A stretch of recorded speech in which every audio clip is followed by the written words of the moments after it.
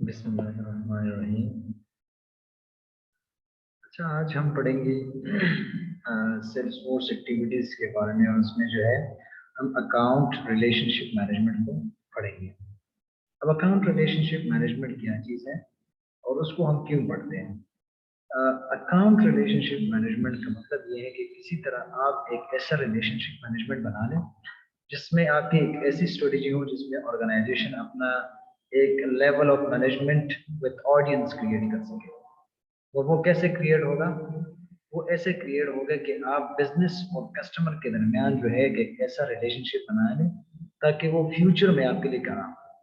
और वो आपके लिए क्या हो, आप एक ऐसा पैटर्न्स और ऐसा आप रिलेशनशिप बना लें कि वो आपके लिए एक मेयरली ट्रांजैक्शनल भी हो और आपके लिए फायदेमंद भी हो। जिसमें आप बात करते हैं बिजनेस टू कंज्यूमर की, जब आप बात करते हैं, या बिजनेस टू बिजनेस की जब आप बात करते हैं, तो आप एक ऐसा रिलेशनशिप बनाना चाहते हैं जिसमें आपका दोनों साइड पे फायदा हो। अब उसके रिलेशनशिप जानने के लिए आप क्या करते हैं? आप एक ऐसी स्ट्रेटजीज बनाते हैं जिसमें आप सपोर्ट करते हैं बिजनेस को भी और अपने ब्रांड लॉयल्टी की भी बढ़ाते हैं, और इसी तरह आप एक ऐसा रिलेशन बनाते हैं जिसमें आपका कस्टमर लेवल जो है वो भी बढ़ता है और आपका एक बिजनेस जो है, एक बिजनेस और कस्टमर के दरमियान एक ऐसा अच्छा रिलेशनशिप बनता है। और उसमें आप क्या करते हैं? अच्छा रिलेशनशिप मैनेजर को आप हायर करते हो ताकि आपका जो है वो एक ऐसा मार्केटिंग कर सके जिसमें आपका क्लाइंट के साथ अच्छा रिलेशन और कंपनीज की रेपुटेशन जो है उसके लिए वो रिस्पॉन्सिबल हो। ठीक है, जिसमें हम बेसिकली जब बात करते हैं B2C में, मतलब बिजनेस टू कस्टमर या कंज्यूमर, तो उसमें सबसे पहला हमारा एक अच्छा कॉन्सेप्ट आ गया जो मैंने पहले भी आप लोगों को पढ़ा चुका हूँ, that is CRM, customer relationship management. तो उससे उसका मतलब क्या है? मतलब यही है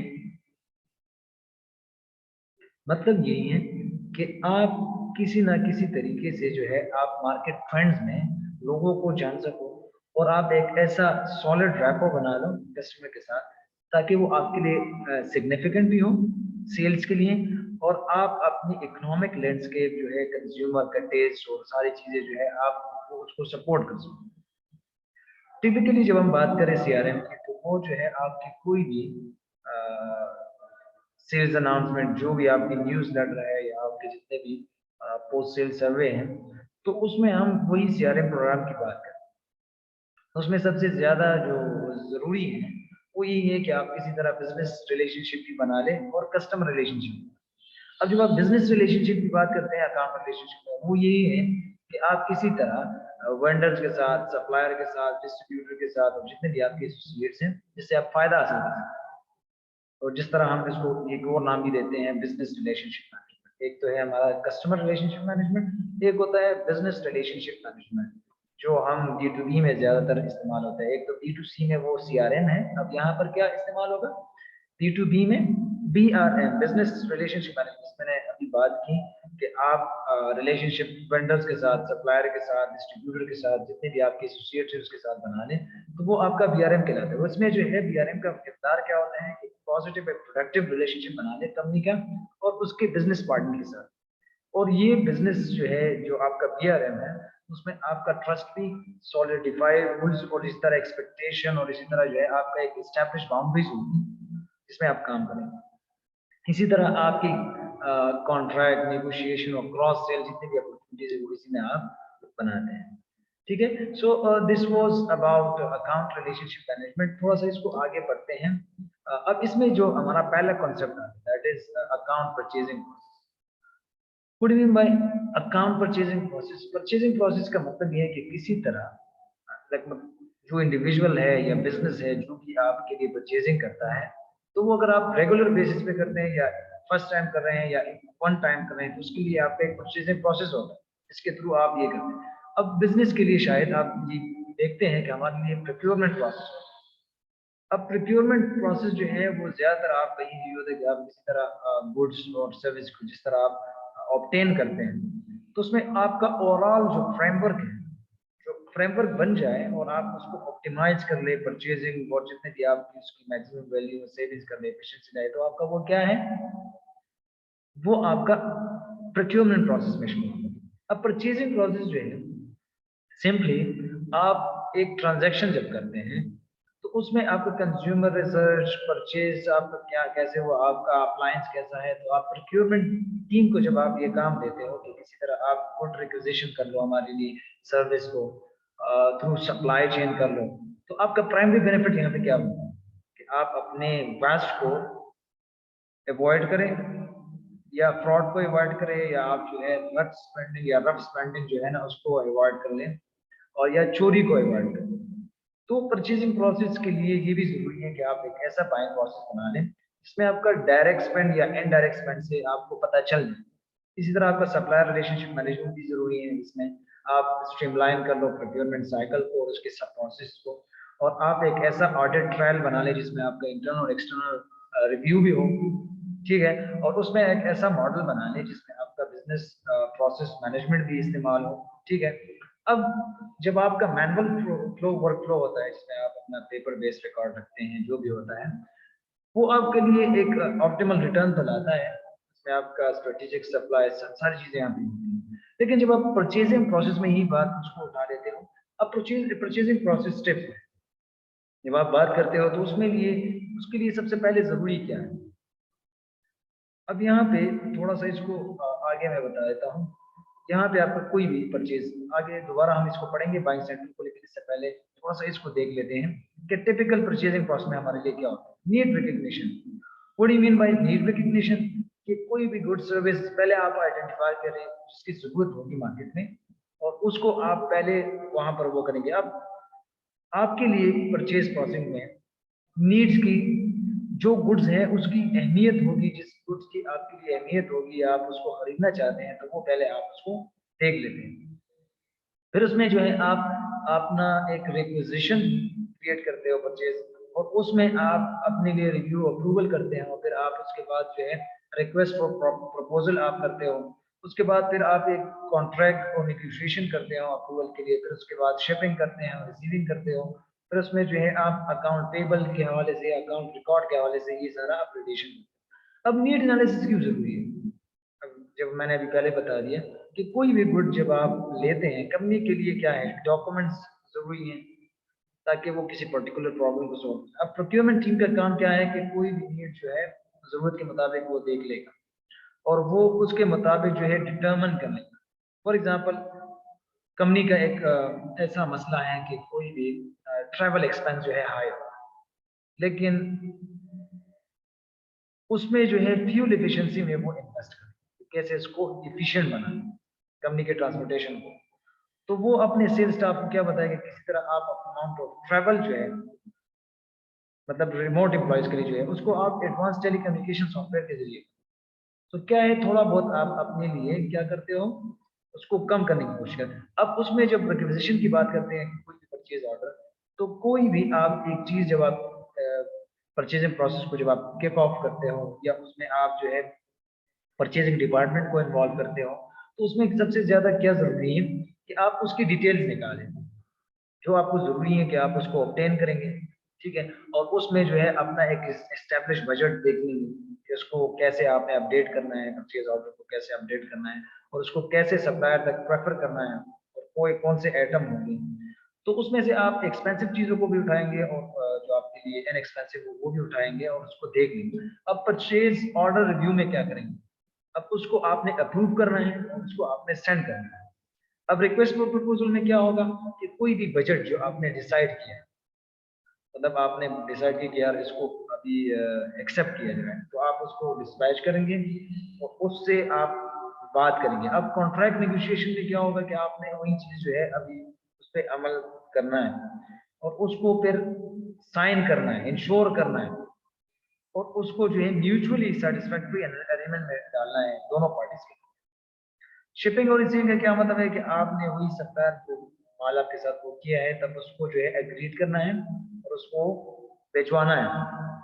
अब उसमें देख लें तो जब आप नीड रिकग्निशन की बात करते हैं, तो ये मैंने अभी नीड रिकग्निशन के हवाले से किया, फिर उसमें जो है आगे मैंने कुछ और भी बता दिया।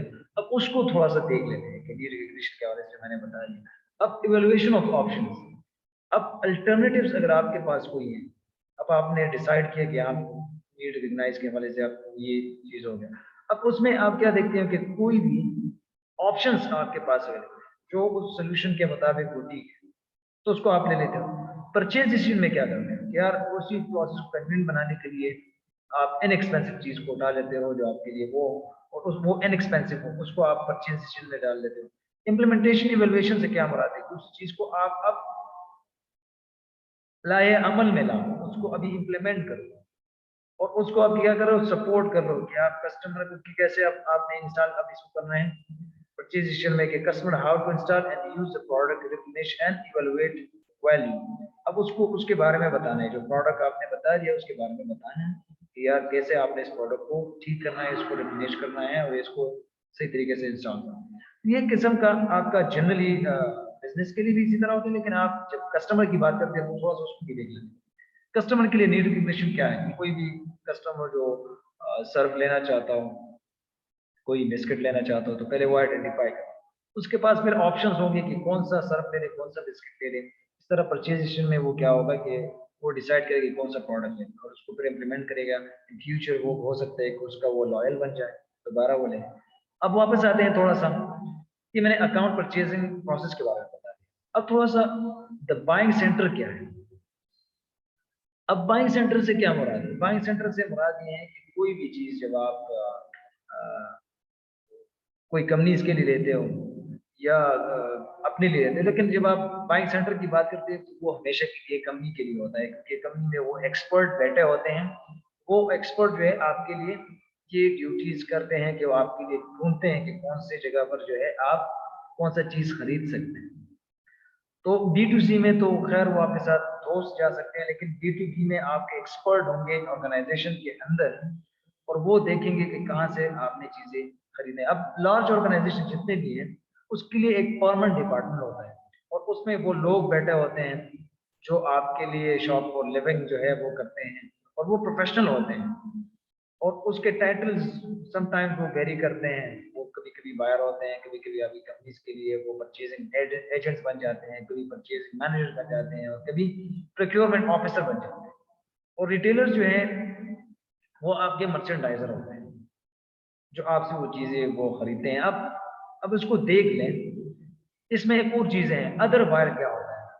मैं आपको बताता हूँ अदर बायर क्या होता है कि जब कोई भी परचेजिंग एजेंट्स जो है आपके बाइंग डिसीजन में काम करें और वो एक्सप्लेन करें तो कोई सारी चीजों के बारे में, तो वो क्या है अदर बायर। अब इनिशिएटर क्या है कि वो लोग जो आपके लिए within organisation need identify करें किसी भी प्रोडक्ट और वो वहां पर स्टॉप ना करें और वो आपके लिए फाइनल डिसीजन तक वो आपको ले जाए, तो वो इनिशिएटर।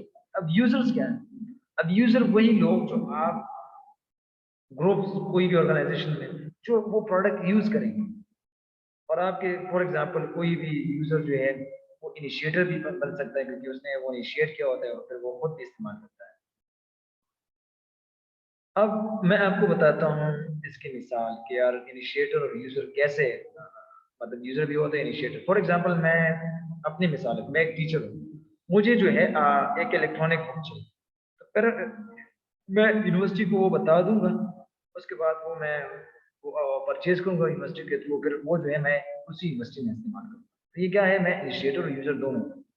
इन्फ्लुएंसर क्या होता है, अब इसमें इन्फ्लुएंसर भी आते हैं बाइंग सेंटर में कि आप उसको कैसे वेरी करें कि उसका कुछ एक्सपीरियंस और एक्सपर्टीज होगा जो आपको बाइंग डिसीजन तक ले जाता है और वो आपके लिए एक वेंडर तक ले जाता है कि यार ये चीज खामखा ले रहे, तो वो इन्फ्लुएंसर होता है। आपको खुद इस्तेमाल नहीं करेंगे, आपको बताएगा, तो इन्फ्लुएंसर है। अब गेट कीपर क्या होता है, अब लार्ज कंपनी के लिए वॉलमार्ट जैसा अगर आप देख लें तो उसके लिए परचेजिंग एजेंट्स को देखते हैं। अब उसके लिए वो नंबर ऑफ गेट कीपर्स भी देखते हैं कि कैसे वो एक्सेस कर रहे हैं उस मेंबर्स ऑफ बाइंग सेंटर तक, कैसे वो वहां तक एक्सेस करेंगे। तो वो आपके बाइंग असिस्टेंट भी बन जाते हैं, पर्सनल असिस्टेंट भी होते हैं और अदर इंडिविजुअल होते हैं जो आपके लिए फुट इन द डोर तक आपको वो चीज दे रहे। तो ये बाइंग सेंटर की बात हमने। अब आते हैं थोड़ा सा बिल्डिंग अकाउंट रिलेशनशिप। अब इसका मतलब क्या है, रिलेशनशिप जैसे पहले मैंने जिक्र किया रिलेशन मैनेजमेंट के हवाले से, तो जब आप बिल्डिंग की बात करते हैं कि कैसे ये बिल्ड होगा, तो आप एक स्ट्रीमलाइन कम्युनिकेशन रखेंगे लोगों के साथ, उसके साथ जो है एक रिलेशनशिप फोकस काम करेंगे, ठीक है। अब रिलेशनशिप फोकस काम कैसे होगा? अब कस्टमर रिलेशनशिप जो मैंने पहले बताया थी, तो आप क्या करते हैं कि आपका एक कम्युनिकेशन होता है जो आप हेल्प आउट करते हैं, एक स्ट्रीमलाइन होता है बिटवीन अकाउंट मैनेजर और उसके जो जितने भी कॉन्टैक्ट्स में लोग होते हैं उसके साथ। अब उसमें आपके कुछ की अकाउंट मैनेजर भी होंगे जो आपके लिए बहुत ज्यादा काम करते हैं, तो वो भी आपका इसमें शामिल उसको करना बहुत जरूरी है। अब इसमें जो है आपने एक ट्रस्ट भी क्रिएट करना है। जब आप बिल्डिंग की बात करते हैं तो ट्रस्ट भी क्रिएट करना पड़ेगा कि कैसे इसको एड्रेस करना है, ट्रस्ट एंड ओपन कम्युनिकेशन को कैसे आपने आगे ले जाना है। अब उसके लिए कुछ एसओपीज भी हैं जिसपे आपने आप अमल करना है, मतलब स्टैंडर्ड ऑपरेटिंग कोई भी प्रोसीजर होगा कि किस तरह आप सीआरएम और अकाउंट मैनेजमेंट को आप यकजा करेंगे और उसका एक ट्रस्ट बिल्डिंग रिलेशन बनेगा। इसके लिए आप एक लॉन्ग टर्म स्ट्रेटेजिक प्लानिंग करते हैं। जब आप बिल्ड रिलेशनशिप बात करते हैं कैसे आपका बिल्ड होगा, तो उसमें आपने क्या करना है कि आपने अकाउंट्स और जितने भी आपके इंटीग्रल पार्ट ऑफ बिजनेस है फ्यूचर के लिए आप उसको कंपाइल करते हो और उसको आप एक लॉन्ग टर्म गोल और माइलस्टोन देते हो कि आप कैसे इसको एम्ब्रेस करेंगे ताकि हमारा एक सेटिंग बन जाए, ठीक है। अब इसमें आपने डिटेल्स को भी मैनेज करना है। फाइनली जब आप डिटेल्स की बात करते हो तो क्या होगा कि आपका बिजनेस रिलेशनशिप बन जाता है, तो आप उसको एड्रेस करने के लिए स्ट्रेटेजिकली उसको आपने प्रोएक्टिवली आपने इसको करना है। अब मैनेजर का काम यही होता है कि किस तरह वो सिस्टम को और कम्युनिकेशन और अकाउंट को जो है केयरफुली देखें और उसको स्ट्रेटेजिकली प्लान और मैच करें, ठीक है। तो ये हो गया बिल्डअप रिलेशन के हवाले से। थोड़ा सा आप देखते हैं कि अकाउंट रिलेशन बाइंडर्स क्या है। अब जब आप बाइंडर्स की बात करते हैं तो बाइंडर से क्या मुराद है? जो भी आप काम कर रहे हैं तो उसके लिए आपने क्या करना पड़ेगा, कोई भी जो चीज है जो आपका कस्टमर रिलेशन के साथ बनेगा तो उसको बेटर बनाने के लिए आप एनहांस करते हैं कस्टमर रिलेशन और उसको फर्दर ग्रो करने के लिए आप क्या करते हो, अपनी चीजों को यूटिलाइज करते हो और उसको ऑर्गेनाइज करते हो, कस्टमर इन्फॉर्मेशन भी लेते हो, ठीक है। और उससे एक ऐसा रिलेशनशिप बना लेते हो कि आप ईमेल के थ्रू आप जो है किसी भी सॉफ्टवेयर के थ्रू उसके साथ आप लिंक हो जाते हो, तो वो इन फ्यूचर आप से ही प्रोडक्ट लेगा और आपका ही एक बाइंडर बन जाता है। बाइंडर से क्या मुराद है कि ऐसा रिलेशनशिप बन जाता है कि आप उसको फिर खराब नहीं करते। अब सीआरएम में भी आप कह सकते हैं कि कस्टमर रिलेशन जो है आपका सीआरएम जो है बाइंडर है। कस्टमर रिलेशनशिप क्या है? वो आपका एक बाइंडर है, ठीक है। अब सीआरएम जो है आपका एक कस्टमर रिलेशनशिप बाइंडर है कि आप किस तरह अकाउंट और इसकी जो है मैनेजमेंट करेंगे, उसकी कोलैबोरेशन करेंगे, उसकी कैलेंडर इंटीग्रेशन कैसे करेंगे, उसका ईमेल्स कैसे होगा, आपका जो है ट्रैकर कैसे होगा, मोबाइल ऐप होगा, डॉक्यूमेंट स्टोरेज, सेल्स पाइपलाइन, ये सारी चीजें क्या है कि आपका इसी अकाउंट रिलेशनशिप मैनेजमेंट में आता है, ठीक है। अच्छा, थोड़ा सा हम एक ब्रेक ले लेते हैं और ब्रेक के बाद हम दोबारा जो है इसको डिस्कस करें।